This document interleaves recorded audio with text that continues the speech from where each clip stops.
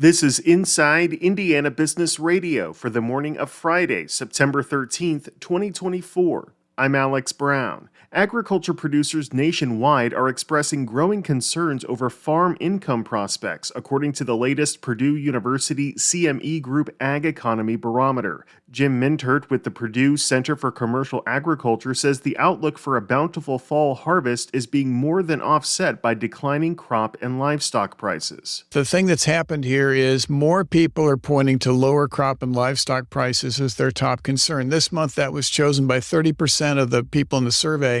The top concern continues to be high input costs, but that really hasn't changed over time. It was chosen by 33%. The relationship between that lower crop and livestock prices and higher input cost, that's the narrowest that gap has been since we've been collecting data. The barometer is calculated monthly from a telephone survey of 400 agricultural producers across the country.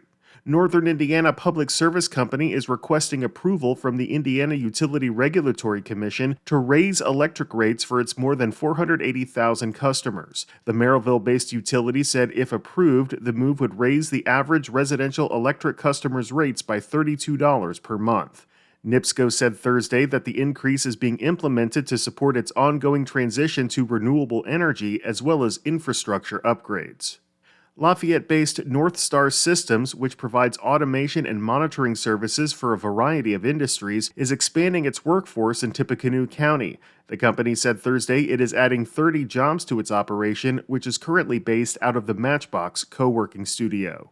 From the number one source for Indiana business news, this is Inside Indiana Business Radio. IBJ Media, Inside Indiana Business, and the Indiana Economic Development Corporation invite you to the Engage Indiana series, presented by CareSource, Indiana University, and Old National Bank. With an unrelenting focus on growing Indiana's economy, we'll dive into each region's unique challenges and distinct opportunities for growth. 9 regions, 1 goal. Indiana's bold future starts here. Discover more and register at ibj.com/engage. If elected governor, Democrat Jennifer McCormick said she would work to establish a medical marijuana industry before transitioning to full adult use cannabis. Here's Gary Dick. 3 of Indiana's 4 neighbors have legalized recreational marijuana: Illinois, Michigan, and Ohio, while Kentucky has legalized medical marijuana. McCormick and running mate Terry Gooden want to start with a, quote, thoughtful commission to hammer out how legalization would work in Indiana. McCormick asserted that the issue isn't partisan, as many people have changed their minds on the topic. Her plan begins with creation of an Indiana Cannabis Commission to oversee the legal cannabis industry, including regulation, licensing, and ensuring compliance with safety standards.